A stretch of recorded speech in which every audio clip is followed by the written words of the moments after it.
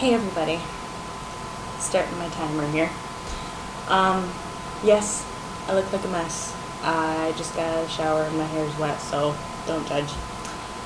But I really wanted to get this video posted up before I went to work. Now, I was going to do a certain thing with this. I was going to tell you guys the story that I'm going to tell you, and then I was going to give you my opinion. But the other night, Kevin and I stayed up from 1 in the morning until 6 in the morning discussing our opinions on this story. It went off in all different tangents, and even though this is very one-sided and I don't know what you guys think until after I post the video, I still think that there's no way I'll be able to post a story in my opinion. So what I'm going to do is I'm going to tell you guys this story, and I would really love to know what you guys think. You know, leave me a video response, leave me a comment. I will not tolerate people being rude and bashing other people's comments. There is way too much negativity going on in the pagan community as it is right now, so we don't need it. I just want to know what you guys think. And, you know, if you guys really want to know my opinion, maybe once this has been up for a while and I get a feel of what everybody else thinks, you know, I will tell, because I'm very strong in what I think about this.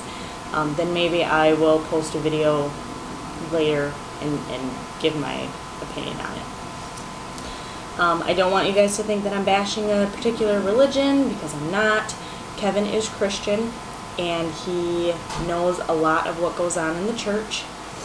So he told me this story, and this is 100% true. So I'm going to tell you what happened. I'm not bashing Christians or anything like that, so don't go there. And then I'm also going to, I'll put in there a Wiccan equivalent, just in case you're not picking up on what I'm asking for the other one. Okay, so, there was a man that came to Kevin's church regularly, and he was a huge nuisance. He would, disrupt the service. He was very loud and belligerent. I mean, he was just a very, very awful man. And, at least in my opinion, you really can't kick somebody out of a place of worship if they're there voluntarily. I mean, it's just not a good thing to do.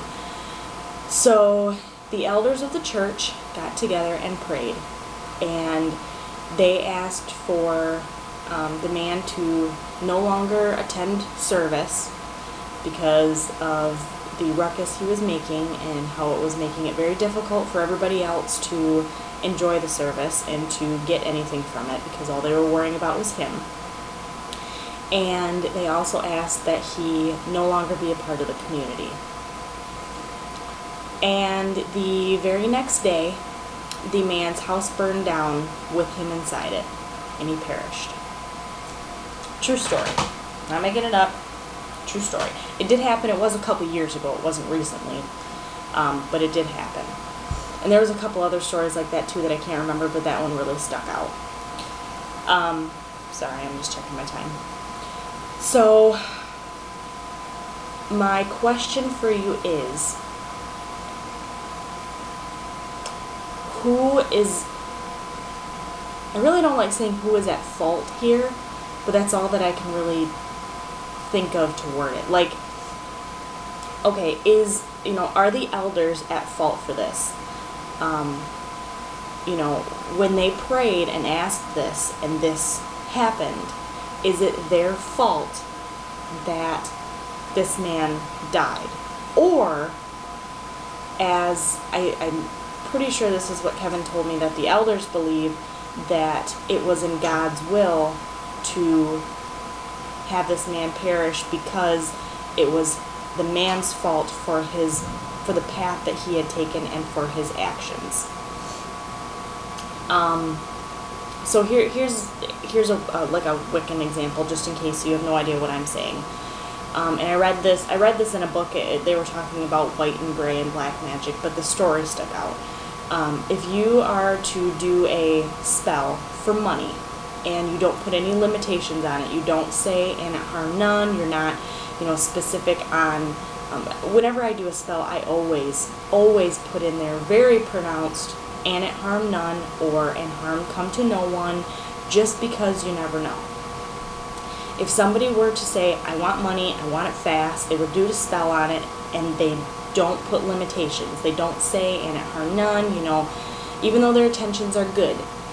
A week later, their uncle passes, and, he passes unexpectedly, and he leaves you money. Is that your fault for not putting limitations on your spell? Is that karma going to come back and bite you in the ass because you did a spell for money, you didn't say "and it harm none," all you wanted was money and all you were thinking about was money, and because a family member died unexpectedly, is that your fault? And is that going to weigh on you, and is karma going to come back on you for that? Or was that the universe or the god and goddess or the god or whatever deity you look to, was that already in their plan? Or was it, did he have some kind of unexpected sickness? So is it the elder's fault for this man dying, for, them not saying, we don't want him harmed, we just want him to move away, we just want him out of the community? Is it their fault? Or is it, like they say, was that in God's will? Was it the man's fault for,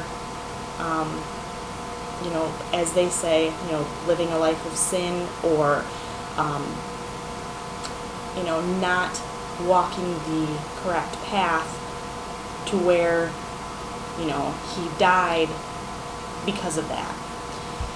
And this is a very, very deep subject. And like I said, Kevin and I talked about it for hours and hours and hours, and I have a very, very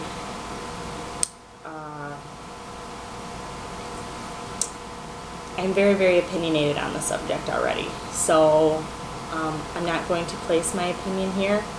And I think it's human nature anyway, a little bit, for, if somebody asks for your opinion but you hear their opinion first, sometimes you're likely to change yours just a little bit. And I really, really want to know what you guys think. And I hope that I've explained this well enough for you guys to kind of get what I'm saying and what happened. So, leave me a comment, leave me a video response. Do not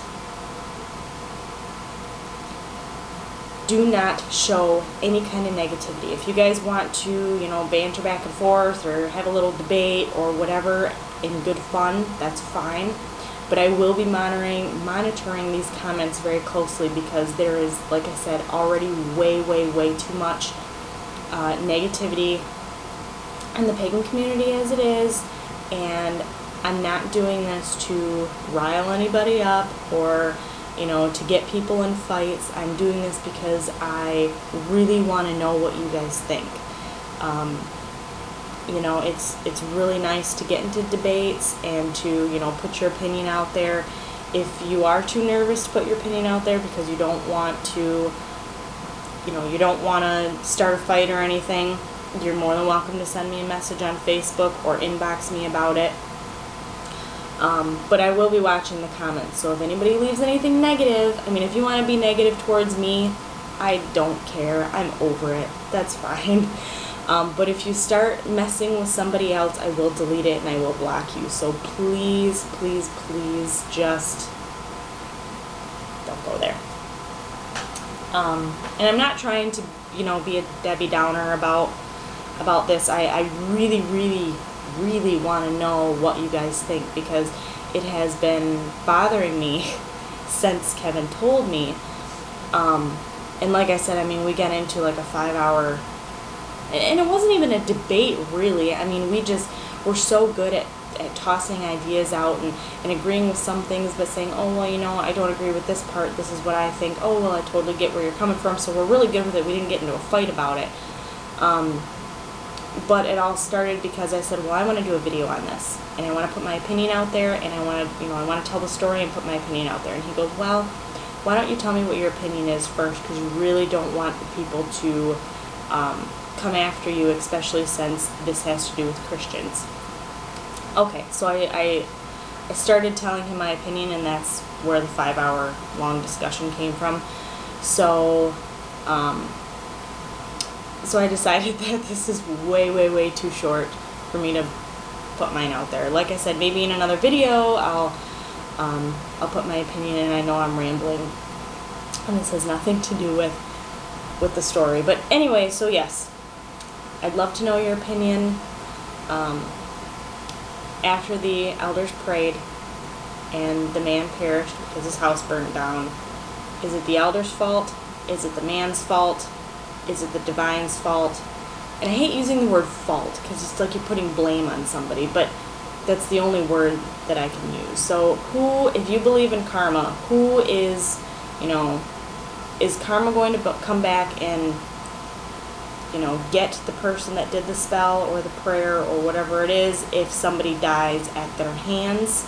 If somebody dies because of something directly that they did, or just because they don't put limitations on it, was that the divine's will, or was it the man's fault, or, I'd love to know your opinion.